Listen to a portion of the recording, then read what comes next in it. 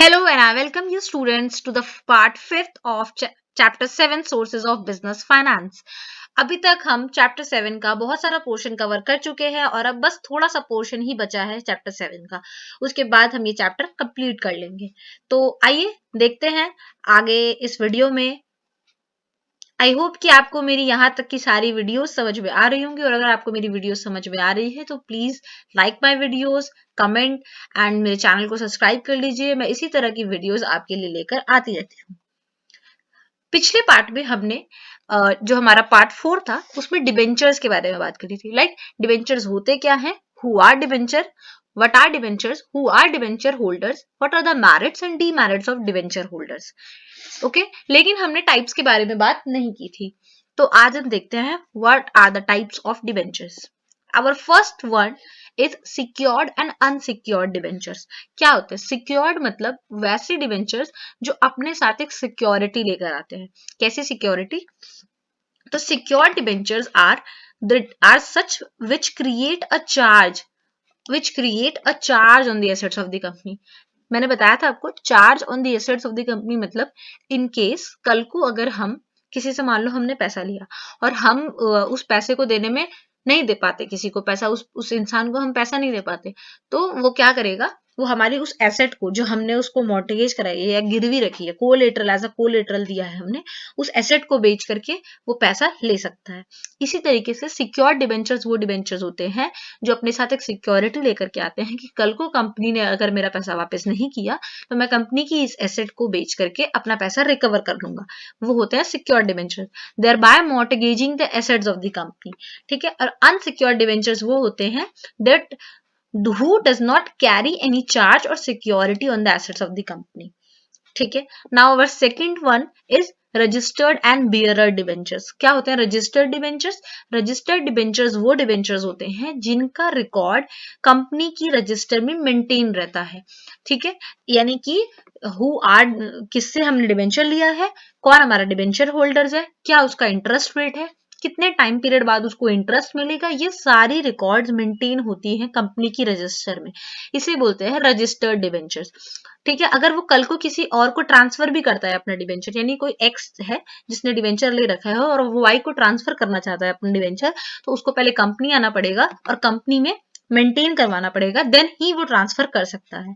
वेराज bearer debenture में ऐसा नहीं होता है। In contrast the debentures which are transferable by mere delivery are called bearer debentures. ठीक है। Now our third type of debenture is convertible and non convertible debentures. बहुत ही simple. Convertible debentures are those debentures that can be converted into equity shares, जो कि equity shares में convert हो सकते हैं आफ्टर देयर एक्सपायरी और after a specific period. Whereas non-convertible are those which cannot be converted into equity shares। Our fourth and the last type of debenture is first and second। First and second debenture। First means जिनको सबसे पहले पैसा मिलेगा। First debentures that are paid before other debentures are repaid are known as first debentures। And second debentures वो जिनको first के बाद पैसा मिलेगा। ठीक है। I hope these types are clear to you। Now let's move on to the next source जो है फाइनेंशियल इंस्टीट्यूशंस। यानी कि फाइनेंशियल इंस्टीट्यूशंस, कुछ गवर्नमेंट ने बहुत सारी इंस्टीट्यूशंस ऐसी बना रखी हैं, स्टेट गवर्नमेंट ने और सेंट्रल गवर्नमेंट दोनों ही गवर्नमेंट ने ऐसी बहुत सारी इंस्टीट्यूशंस बना रखी हैं जो कि बहुत सारी बिजनेस ऑर्गेनाइजेशंस को फाइनेंस करती हैं, उनकी हेल्प करती हैं। ठीक है।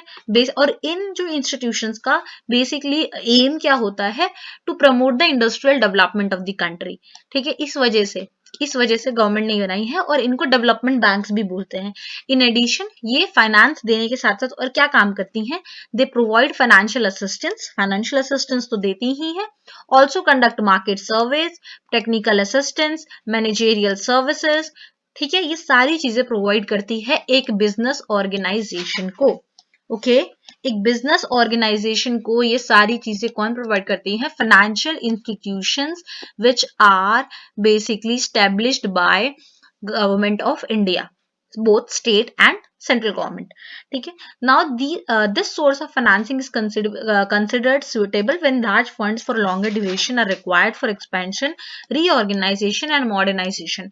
क्योंकि जो ये फाइनेंशियल इंस्टीट्यूशंस होते हैं ये किसी भी कंपनी की लॉन्ग टर्म और मीडियम टर्म जो फाइनेंस रिक्वायरमेंट्स होती हैं उनको कंप्लीट करती है फाइनेंशियल इंस्टीट्यूशंस। अब इनकी भी कुछ मैरिट्स और डीमेरिट्स होंगे, आइए देखते हैं इनके मैरिट्स और demerits in our next slide. ये रहे हमारे merits and demerits. Our first merit of financial institution is they provide long term funds which are not provided by the commercial banks। ठीक है, हमने बताया फाइनेंशियल इंस्टीट्यूशंस जो है वो किसी भी बिजनेस ऑर्गेनाइजेशन की long term requirement, long term funds की रिक्वायरमेंट को कंप्लीट करती हैं। And second advantage is provide various services. ये हमने बात कर ली है अपने इंट्रोडक्शन पार्ट में कि वेरियस सर्विसेज जैसे मैनेजरियल एडवाइस हो गया, फाइनेंशियल असिस्टेंस हो गया, टेक्निकल एडवाइस हो गया, ये सारी चीजें भी देती है कंपनीज को। Funds can be made available even at the time of contingency. Contingency मतलब like in the time of crisis या कंपनी जब इंसॉल्वेंट हो रही है तब भी ये फाइनेंशियल इंस्टीट्यूशंस जो है वो कंपनी को फंड्स प्रोवाइड करती हैं and can be paid in easy instalment without being a burden on the company. ठीक है, ये मैरिट्स हैं। Now demerits, a rigid criteria is followed to sanction loans. क्योंकि बहुत सारे प्रोसीजर्स होते हैं एंड बहुत सारी जिसकी वजह से बहुत कॉस्ट भी लग जाता है कंपनी का, तो ये एक डिसएडवांटेज है। सेकेंड डिसएडवांटेज क्या है, too many legal formalities too obvious lengthy process, too many legal formalities. क्योंकि कोई भी गवर्नमेंट इंस्टीट्यूशन से, क्योंकि एक फाइनेंशियल गवर्नमेंट इंस्टीट्यूशन से पैसे लेने में तो टाइम लगता ही है और बहुत लेंदी प्रोसेस भी होता है। इतना में क्या होगा कि जब कंपनी को नीड होगी कंपनी ले ही नहीं पाएगी। ठीक है, ये एक इसलिए डिसएडवांटेज है फाइनेंशियल इंस्टीट्यूशन से फाइनेंस फंड्स लेने का। Now the third one is certain restrictions are put on the company to restrict the powers of the management of the company. For example, restrictions in respect of payment of dividends. ये सारी restrictions भी लगा देती हैं। जब financial institutions अगर किसी भी कंपनी को funds देती है तो वो कुछ restrictions भी लगाती हैं कंपनी के ऊपर या उनकी मैनेजमेंट के ऊपर, जैसे कि आप अपना डिविडेंड कम देना so that आपके पास प्रॉफिट्स बचे, आप पे कर पाओ, हमारा इंस्टॉलमेंट्स पे कर पाओ एंड ऑल, इस तरीके की रिस्ट्रिक्शंस भी लगाती हैं। तो ये मैरिट्स एंड डीमेरिट्स हैं हमारे फाइनेंशियल इंस्टीट्यूशंस के। ठीक है, आई होप आपको ये समझ में आ गया होगा। अब आते हैं कुछ इंटरनेशनल फाइनेंसिंग की बात करते हैं। क्या होता है इंटरनेशनल फाइनेंसिंग? तो इंटरनेशनल फाइनेंसिंग कुछ इस तरीके से होता है कि हम सिर्फ as we are an open economy, ठीक है, यानी कि we can trade outside our country also. तो जब हम ट्रेड कर सकते हैं अपनी कंट्री से बाहर तो हम अपनी कंट्री से बाहर से फंड्स भी ले सकते हैं। तो आप कहोगे फंड्स कैसे ले सकते हैं बाहर से? बाहर से तो पैसा अपनी रुपी में तो आएगा नहीं, उनकी करेंसी में आएगा। तो उसके लिए भी बहुत सारी इंस्टीट्यूशंस हैं, बहुत सारे बैंक्स हैं, मार्केट्स हैं जो हमें ऐसे फंड्स दिलाती हैं। उन्हीं के बारे में हम पढ़ेंगे अपनी इंटरनेशनल फाइनेंसिंग के टॉपिक में। ठीक है, बहुत सारी ऐसे एजेंसीज हैं जो कि बहुत सारे ऐसे लाइक एजेंसीज हैं जो हमारी कंपनी में, हमारी यहाँ के कंपनी को भी फंड्स देती है और हम उनसे फंड्स ले सकते हैं। सबसे पहला है commercial banks. These banks act as an important source of financing to non-trade international operations. They extend their support all over the world for foreign currency loan, for example Standard Chartered। ठीक है, commercial banks हैं, commercial banks भी हमें foreign loans देने में, foreign currency loans देने में help करती हैं। उसके बाद है international agencies and development banks है। ये इंपॉर्टेंट पार्ट है कि इंटरनेशनल एजेंसीज और डेवलपमेंट बैंक्स भी होती हैं जो कि लोन प्रोवाइड करती हैं, medium to long term loans provide करती हैं for the development of economically backward areas in the world. कुछ ऐसे वर्ल्ड में, जैसे कि एग्जाम्पल क्या है, ये सेटअप कौन करता है? Developed countries. यानी डेवलप्ड कंट्रीज जो ने कुछ ऐसे बैंक्स बनाई हैं जो कि हेल्प करेगी उन कंपनीज की जो कि बैकवर्ड एरियाज में है, वर्ल्ड के बैकवर्ड एरियाज में है, उन कंपनीज की हेल्प करेंगी लोन लेने में। जैसे कि आपका पहला है एशियन डेवलपमेंट बैंक, एडीबी, बहुत बड़ा एग्जांपल है इंटरनेशनल एजेंसी और डेवलपमेंट बैंक्स का। उसके बाद आता है अब कैपिटल मार्केट्स भी है। कुछ ऐसे कैपिटल मार्केट्स भी हैं जो कि हेल्प करते हैं। जैसे आपका आगे आएगा भी जीडीआर और एडीआर, हम पढ़ेंगे इसमें क्या होता है जीडीआर और क्या होता है एडीआर। तो आइए सबसे पहले समझते हैं जीडीआर क्या होता है। बहुत इंपॉर्टेंट टॉपिक है। अगर आप तो जीडीआर समझ गए then you will be able to learn about ADR and IDR very easily. सबसे पहले समझने के लिए ग्लोबल डिपॉजिटरी रिसीट्स।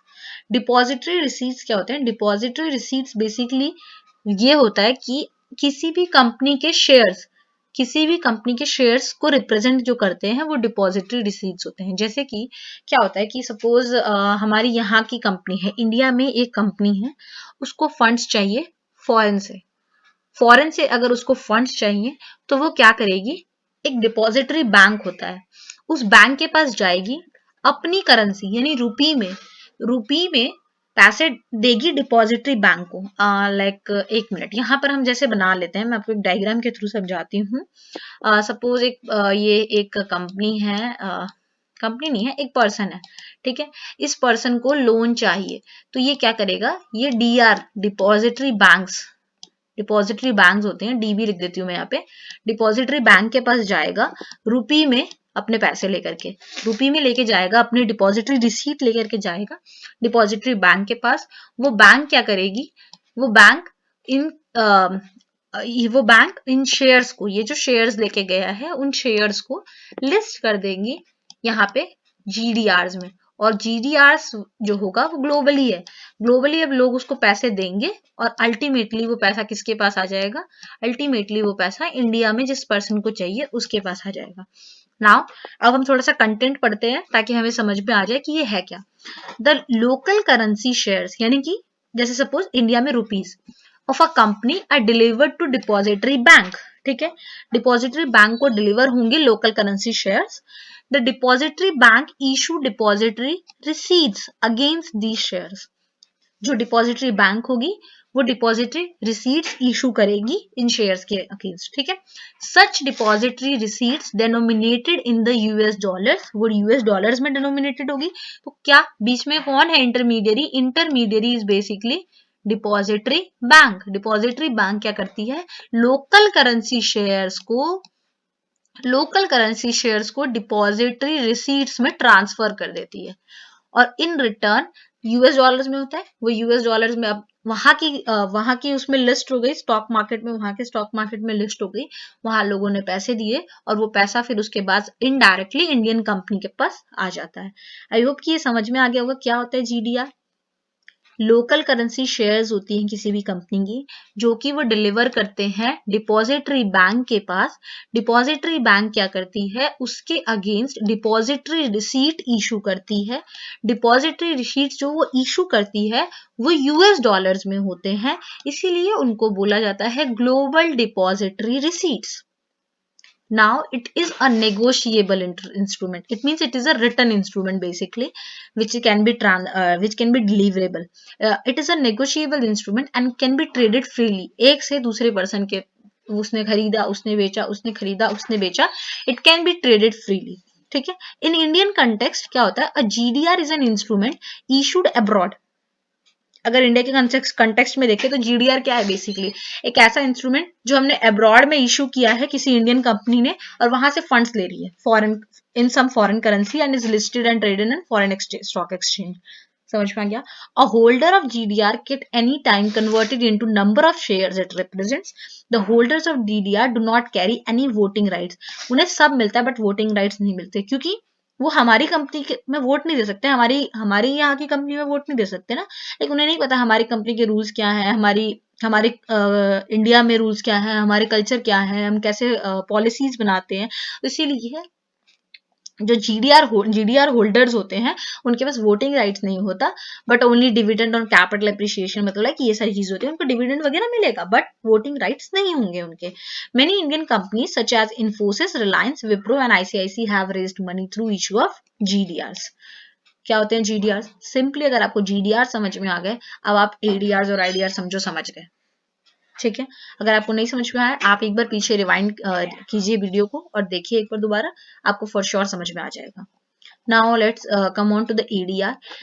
अब जीडीआर की हमने बात कर ली थी कि जीडीआर क्या होता है, कि एक लोकल शेयर्स, मैं दोबारा एक बार बता रही, देखो local shares of the company होते हैं जो कि जाती है किसके पास, यहाँ पे लोकल शेयर लिख देती हूँ, एलसी मतलब लोकल, एलएस मतलब लोकल शेयर्स होती हैं कंपनी की, वो जाती हैं डिपॉजिटरी बैंक के पास। डिपॉजिटरी बैंक उसको डिपॉजिटरी रिसीट्स में ट्रांसफर करती हैं, ठीक है, उसके अगेंस्ट ट्रांसफर करती हैं और वो जाकर के जीडीआर्स बन जाती हैं, ठीक है। वो उसको ग्लोबल डिपॉजिटरी रिसीट्स कहते हैं जब वो ग्लोबली मार्केट में ट्रेड होती हैं।